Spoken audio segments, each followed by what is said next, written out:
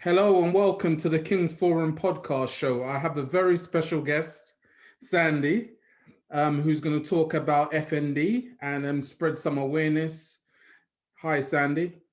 Oh, yeah. Yeah, this has been a long time in the making, hasn't it? There always seems to be some reason why we can't put this together. I think that it's always difficult to coordinate chronically ill people Yes. being well at the same time. Yeah, it's been a challenge, but we're here today. Yeah, let's do it. Let's make the most of it. So, Sandie, talk about FND. Okay, I think FND is probably the most common condition that no one's ever heard of. That's the problem. I'd never heard of it. I had to Google it, and I think most people do. Even I think the GP, when I went to my GP, they didn't know what it is. A lot of the time when I go to any medical institution, hospitals and physiotherapists and things, they don't know what it is either. So I find that I have to educate people about what it is myself. So I've had to learn really a lot about what it is. So FND stands for Functional Neurological Disorder. And that, first of all, is a modern name for a very old condition. It's been known for a long time for other names such as conversion disorder, hysteria. So it was known as hysteria a very long time ago, which comes from is kind of linked to the woman because it was known as a woman's condition. It's linked to the name for the womb. And it's been long misunderstood as something that's been made up, as something that's in the mind. But the most current understanding of FND is that it's a problem with the functioning of the central nervous system. So, and the reason that it's been mistakenly thought in the past to be made up is because it doesn't show up on x-rays and scans and things, because it's not something that is organic, it's not something that's structural, so you can't see it on an MRI, not on a standard MRI. So it's kind of explained like it's a problem with the software of a computer rather than the hardware. A software problem, like a virus in your software. And I think people are understanding that a lot more. There's still really a lot of stigma. There's still really a lot of misunderstanding and a lot of problems with that. And it's a really difficult diagnosis to get in lots of ways, because when you have the condition, all you want is a reason for the symptoms that you're getting. You're desperate for an explanation. Why is this happening to me? And all the tests are coming back positive. And when that's happening, you're like, well, what's going on then? What's going on then? And the doctors are just coming back saying, well, this is really reassuring. There's nothing here. There's nothing here. And you're like, but this is still happening to me. This isn't reassuring for me. I'm still having these symptoms, and I'll go into that in a minute. But it's still really, really devastating when you're still having those symptoms that are having a massive impact on your life, and the doctors are just sitting there going, well, this is good news, because it doesn't feel like good news, you know. And it's only when you're lucky enough, and not everyone is lucky enough, to get to a consultant or a specialist who's got some experience with FND, who says, this is not going to be an easy diagnosis for you. This is really, really difficult. I'm lucky enough to have had some experience with that, and I've been to a specialist unit. And to be fair, I've had to go through two kinds of diagnosis grieving processes, I think, because the first time I was given it, I didn't really understand what it was. And I thought it was something that, because my first experience was just like being told I had this thing, but I got better very quickly. So my first experience was back in 2014. I had some sort of strange sensations with my legs where they were very kind of slow to respond. They were like sluggish movements with my legs. And I was struggling to walk, and I was using a stick and things like that. It took a long time for me to get to that point. But then by the time I'd got through all the NHS waiting lists and stuff like that, I'd started to get better, and I just put it to the back of my mind. And I was like, oh, well, then they gave me this diagnosis. And it was, by the time I got the diagnosis, I was so far into my recovery by myself that I forgot I actually had that diagnosis. So by 2019, I was getting really, really poorly. And I had virus after virus after virus. I had chest infections. I had hand, foot, and mouth disease. I had things going on with my body. I was very, very ill. But I hadn't been at that point someone who listened to their body. I was working really hard, pushing through, ignoring every single signal from my body to slow down and stop. And I'd always done that throughout my life, which is a bit of a trait for people who have FND. Is a thing, you don't listen to your body. So it can be, sports people are quite prone to it because you push and push and push too far, and your brain just forces you to stop in another way. And I ended up in such a bad situation that I went into what looked like a stroke. And I was taken into the hospital with suspected stroke. I had every single sign of a stroke. And then the tests came back with not having had a stroke. And they said, oh, well, you've been diagnosed with a conversion disorder. And I said, no, I've never even heard that term. I don't know what you're talking about. At this point, I couldn't use one side of my body. My face had completely dropped on one side. And I was having these really extreme tremors. And my right hand had kind of curled into a spasm when it was locked. And I was in a really bad way. And I kind of discharged myself from the hospital because they just said, there's nothing really wrong with you. You're just going to get better. And I thought, well, if I'm just going to get better, I do not want to be in hospital. I'm going home. So I just kind of got out of it. And I really thought there was if I hadn't had a stroke, I was just going to get better, and that was the end of it. I just would relearn to, and that's not what happened. And then fast forward, 10, 11, 12 months, I didn't get better. I couldn't walk. I was having seizures. I was in such a bad state. I couldn't feed myself. I couldn't do anything at all. I was paralyzed. I was in a really bad way. And I ended up in a specialist unit for FND. I was very lucky to get that, because there's only, I think, 4 units in the UK. That's very, very few. There's not many at all. And the beds are very limited. And I managed to get there. And it was there that I was told that this is not a condition that you can be cured from. And that even if I was to learn to walk, it's not a permanent relearning. Like if you have a stroke and you relearn something, you then, that's done and dusted. You can tick that off and you're done. It's not like that with FND. You can relearn those things, but because of the damage that's happened in your brain, it's a permanent damage. You can just flip back into that damaged section again. And that was devastating. I had to go through that grieving again, because I thought, I'm an A-type personality who likes to win. And I thought, I'm going to win at this.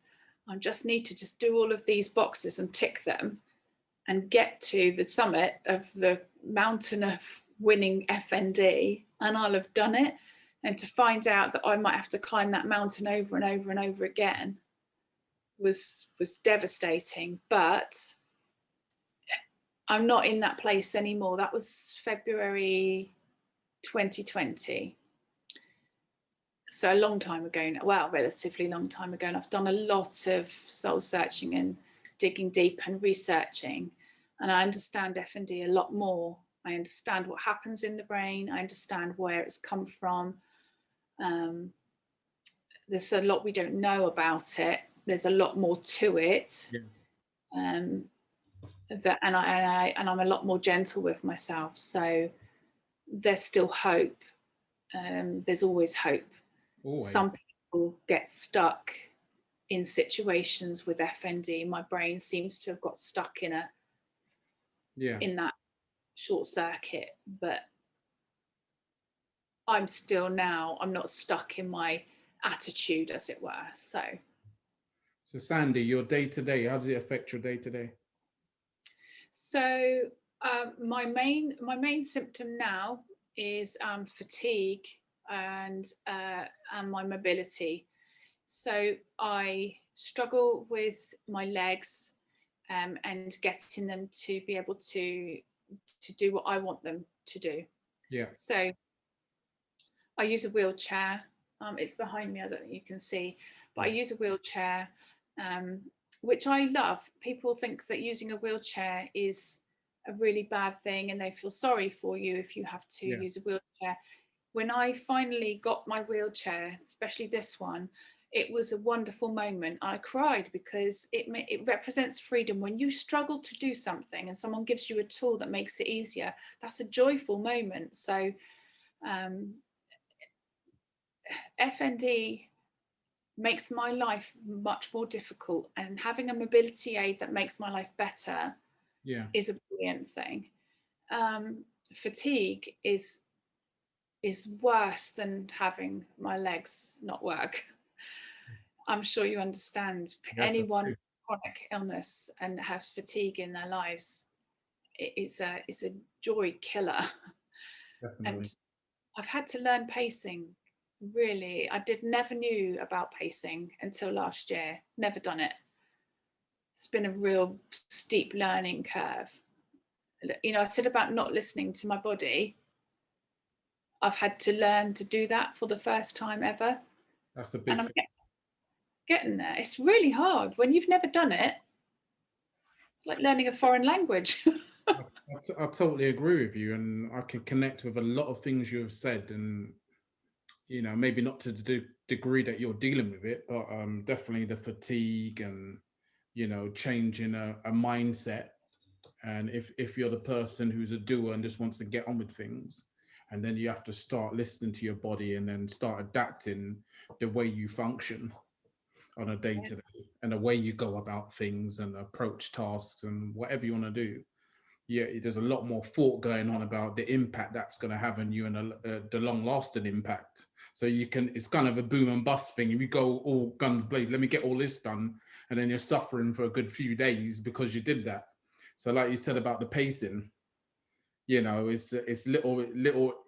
If I could do a little bit of this, I can tick that off the list. Okay, don't push it. Maybe I need a little rest now, and it's kind of working that way. Yeah, so I totally get you, because I never used to have to think that way and work that way, but that's a way of working. So it is what it is, isn't it? But do you have the guilt? So I used to, I don't now, but I used to equate rest with guilt. Yeah, same here. I used to think that resting was for weak people and stopping before you were collapsing was wrong. It's such a strange thing to hear myself say it now, but I used to keep going until I literally was on the floor. Like I'd go to work until I'd come home, and I would crawl up the stairs because I was so tired. This is before I was ill. I would crawl up the stairs too tired to eat, and my daughter would just hand me a cup of tea. Yeah. Or if it was really bad, a glass of wine, and she'd say, "What are you going to eat?" And I'd say, "Well, I'll have some olives to go with my wine." That would be my dinner. So I think that there's been a lot of things to learn about since I got ill, and so much to adjust to. So when you say, how does it affect my daily life? I think my whole world has been turned upside down, but not all in a bad way. at first it's such a culture shock, isn't it? Because you go from just being someone who's on the go all the time, working, and then when you're not working, you're busy at the house and doing things. Suddenly you're being forced to stop, and there's that frustration and this comparison to your old life and things. And there's this sort of like an adaptation period. But I honestly do believe that my life now is better in so many ways than it was before. Does that make sense? Yeah, it does. Because are you appreciating what you have a lot more and making the most of your time? And it's kind of like going through that has then opened your eyes to, all the other things we kind of overlook because we're so caught up in working and achieving, that there's so Yeah, many great things about our own lives or people in our lives that we overlook because we're just on this journey of achievement and success. Because that's how yeah, I feel like I've now embraced things, my wife, my family, my a lot more now, where before I was so focused on achieving and winning, like you say, that you're overlooking that. You're not enjoying, you're not making the most of what you have and appreciating what you have, shall I say. yeah. And thinking a lot more about who I am and what I Mm, want out of life, and time to reflect on myself as a person, and this as an opportunity to become a better version of myself. That's been a really big thing for me this last 12 months. Massive. I see this could be something that could turn me bitter, angry, and really like a negative version of who I am. And def- instead, I really wanted to use it to become a better version of me. Um, and that's been really hard sometimes, and to pull myself up and think, well, actually, I don't like that aspect of myself, and really shining a spotlight on parts of my behavior and attitudes that are really not where I want them to be, and then and applying change to that area and having the time to do that. So in lots of ways it's been a really good experience. Sounds really bad to say that, doesn't it? That chronic illness and disability can be a good experience, but I don't think I would change it. That's a harsh thing to say, but I don't think I would. I don't think I'd change it about my life. I think I'd keep it if I had the opportunity. that's just a great attitude. I just like that.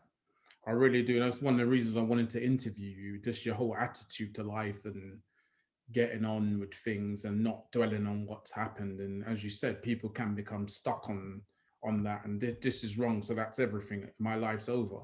It's not. There's ways of living your life, and people do it differently, don't they? There's ways of living your life to the full.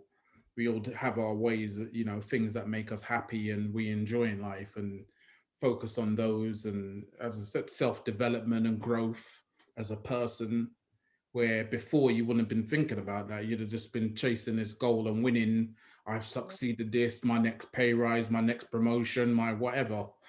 yeah, You just that tunnel vision and all this good stuff's happening around you, but you're just focused on this one goal. And it's great just to open your eyes and look at the world, and how beautiful it is, and the beautiful people around us, and just embracing that and making the most of life. And that's how I see it as well. After being hospitalized last year with COVID and being in hospital for 4 days, a lot of the thinking was around, am I happy with my life? I was asking myself that a lot when I was on that hospital bed on a drip and yeah, got oxygen in me, and not being able to eat for days. Um, yeah, I was thinking that, am I happy with my life? And if I'm not, I should do something about it, because life's too short, because you don't know what's going to happen around it, the next day or so. We don't know. So you make the most of it and live life to the fullest. So if something does happen, you're like, you know what, actually I did live my life, and I was happy with that. So it's not like, oh yeah, no, I regret that I didn't do this and I didn't do that and whatever. So yeah, it definitely changed my mindset big time. yeah. Definitely. So Sandie, when did you stop working exactly? So May 2019. I actually collapsed at work. It was when Wow. I was at work that it all happened. So I haven't worked since then. That was a really traumatic experience. I was at my desk. It all happened, and it was all very dramatic with the paramedics coming and being Mm. carried out of the office, and everybody was there. And I remember them seeing me, and it was because of the way my face went. Yeah. It was all very visible. You know what I mean? It was a Yeah. very, it's just horrible, horrible experience. But I haven't worked since then, and that that was that was really sad. I really loved the job I did. I really loved the people I worked with. But yeah, that didn't work out. So unfortunately, but that's fine. I haven't been able to work since, and to be honest, I don't know how I would work, because there are days when I run out of energy so Yeah. quickly, and there's no warning. So, and that's the thing, isn't it? When we're in social media and stuff like that, people only see snapshots of us, and that bit that where you filmed a bit of a reel or whatever, it might have been the only 5 minutes that you've been Yeah. able to be okay that day, and the rest of the day you've been in bed, and it's so difficult to show that to the whole world. And the amount of time you spend in your pajamas or barely dressed or and functioning, and but cutting yourself some slack, and who gives a shit anyway, Mm. who Exactly. cares about that anymore? Nobody really. If people worry about that, then they're not your people.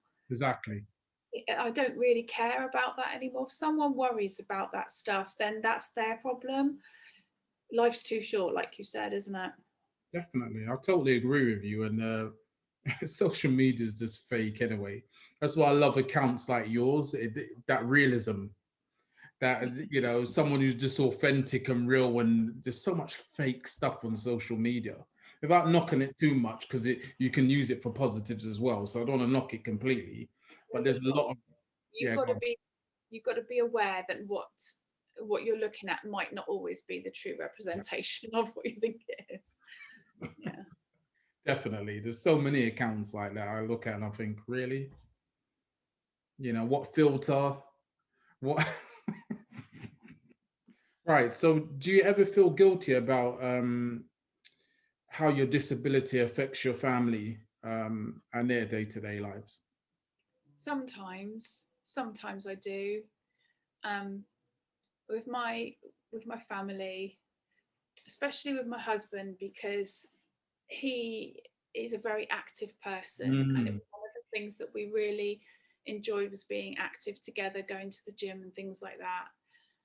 And I know that has been really difficult for him to lose that aspect. He's a very active person, and I feel I don't so much now. I've worked through it, but there was a period in my time in my the last sort of year, 2 years, where I felt really like a burden.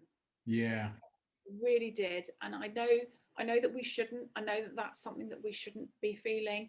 And as I say, I have worked through it, and I continue to. I still have flashes of it, but there was a time when I just felt like that, and that wasn't coming from him.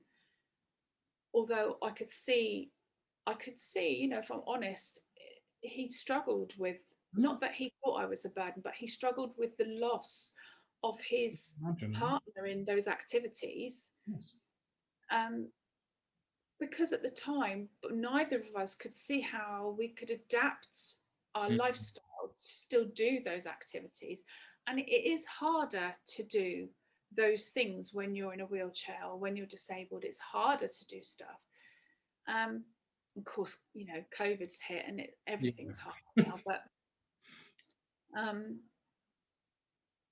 I have a different attitude to everything now. I'm a bit more feisty, and a little bit more. Well, if I can't do that, that's not my problem. Let's make it so that we can do that. So if I want to go out hiking, I know I can't go out hiking just as I might have done before, but all I need is to get something from my wheelchair and I'll be able to go out hiking just like you can.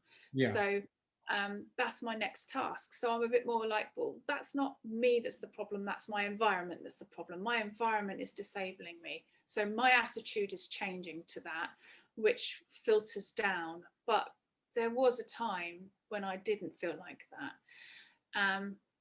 And I when I was really bad, like I said, I couldn't feed myself. There are still days when I am just like that. I can't get out of bed. I can't do anything for myself. I can't bath myself. I can't do anything. And I still struggle with that. Mm. I still struggle. I'm not going to lie. I'm not perfect. I haven't nailed completely this, internal ableism thing. I haven't. I still have it. But I'm aware of it, and I'm working on those tools to defeat those voices, because I know that they shouldn't be there. Whereas 2 years ago, I didn't even know that they were there. So I think there's growth. That's growth that I've known that they're there. But yeah, A day-to-day thing, absolutely. learning, growing, Yeah. evolving. Yeah. So how do you keep going, Sandie? What is it? What is it about you? I'm quite feisty. I think, okay, I'm just going to lay it on the line here with you, Mike, right? I have had a really hard life Yeah. from a very young age. And if I had given up, I wouldn't still be here. Mm, And I have refused to give up every step of the way. And there's been things that have happened from a really young age where I could have just let those things defeat me. yeah. And I haven't. I've fought back and I fought back. But I think something I posted about recently, I didn't realize I was doing, was I was just putting a really tough exterior on myself, that saying I'm fine, I'm fine, I'm fine, which possibly contributed to me with the FND, because when you try and be so strong, when you've got so much to deal with, and you try and be so strong, inside of you, you're kind of compressing this internal core, like, like a piece of coal Yeah. is being, like a fossil fuel is being compressed. At some point, it's going to explode into some burning hot fire thing. And that's not necessarily good. And you have to process that in the right way. And that's what I've been doing this last year. And I think that what keeps me going is this drive to live this life that I've been given. So I'm not necessarily religious. I believe in something, and we all have our own version of that. So I believe in my own version of that. And I've been given this life force inside of me, and I absolutely believe I have a duty to do something with that, and to take what the challenges that are given to me and learn from them, and to give back out to the world the best version of myself that I can, to help those around me. And I feel quite emotional saying that. I'm getting quite oh, but I really do feel that. I really do. And that's part of why I started the account that I've got. It means so much to me. It comes from the heart, everything I do. And I refuse to be beaten by the things that have happened to me. I take them, and I don't even just push them aside. I take them, I use them to better myself for the purpose of helping the world that I live in and the people around me. That's what I try and do. And that's what keeps me going. Cool. Yeah, I love that. I love that. Having that light inside that keeps us going. Because everyone's been through something. Everyone's had ups and downs in their lives.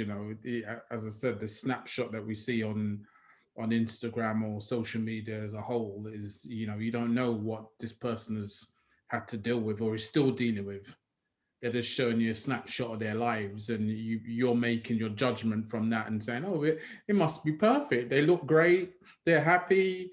Oh, they must be having a wonderful life. And the reality is something very different. So, no, I love that. I definitely like that. And that's the attitude I have. Keep on going, give something back if you can, and spread awareness, and do something meaningful. You feel good when you do good.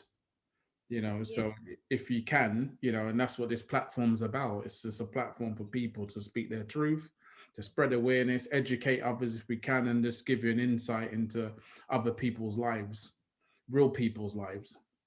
Yeah. So any advice for people struggling with mental illness or a disability, Sandy? I know you've said quite a bit there anyway, but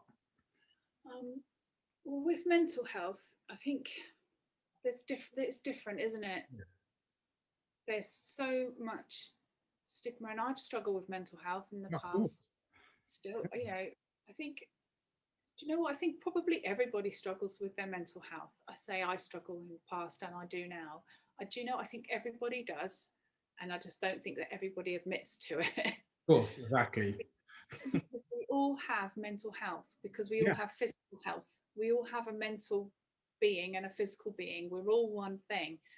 And there are times when we will find things difficult. And I yeah, think that's probably become really evident through COVID. Um, and I think that accepting that is possibly a really big step, that it's not weak, just as saying, if you have a broken leg and you treat that broken leg and you rest that broken leg, that's not a weakness. It's exactly the same with your mind. yeah, If you have a if you have a weakness in your mind because it has been stressed, so a broken leg is just a stressed bone that has been as an impact on it, it's been stressed. It can have a slow stress on it can have a stress that's been put on a bone that has been done over a long period of time, and it's broken suddenly. Just doesn't have to be a sudden impact. Same thing with the mind. It can be a slow, steady stress, and then the mind can break, snap in that way. There's no difference at all. There should be no stigma attached to it. And I think if we can accept that, and accept that we need to treat it and we need to rest it in that same way, and being kind to yourself and gentle, just as you would to a child, that's going to be a big step towards getting any help or getting any treatment that you might need. Just being kind to yourself about it, and not so harsh and judgmental and thinking that you have to be strong um, and be tough and ignoring it, because if you broke your leg you wouldn't go around walking on it. You'd that's be right. okay. I think that's possibly the best thing I can say. No, I like that. It's that acceptance, isn't it? Yeah. Because it's almost like we're afraid because it's seen as a weakness to own up to maybe struggling with our mental health. It's not normalized as, oh, everyone has it. As you said, everyone has it. They may not admit it, Yeah. but they're all struggling with something, mentally. So it's an interesting point you made about that, because because some people just make out like, oh no, yeah, obviously you have some problems there, and they don't struggle with it either. But that's not natural not to. There is going to be something that's bothering you, or you don't have a handle on, or not, you don't feel in control of, and it affects your moods and things like that. So yeah, I think acceptance is a big thing, is actually acknowledging that this is what I'm going through, and yeah, I need to maybe slow down, to have a bit of self-love and self-care right now. Yeah. Don't focus on what I'm going for a bit, and that's okay. You can still go for your goals and you can still achieve, but your health, your mental health, your physical health are so important, because you can't achieve anything without that. So you And know acknowledging yeah, that go on. it's there, because I think sometimes they're people, you know, you have people who are never ill and then suddenly they'll get the flu and it just wipes them out because Yeah, they're not used to that's right. dealing with it. It's a little bit like that with people with their mental health. If they're not used to dealing with things that are difficult mentally, and then something happens and they haven't developed those coping strategies, then it can be really difficult for them. So even people who believe themselves to be mentally strong, being aware that there might come a time when they're not, and so therefore preparing themselves, getting themselves ready, developing some coping strategies for the time when they might not be, having it on their radar. You know, there are skills that everyone can have. Meditation, I swear by meditation. I do it every day without fail, at least once a day, usually much more than that. Journaling, getting it out of your head and just committing your thoughts to paper, just separating it from your body is some kind of magic.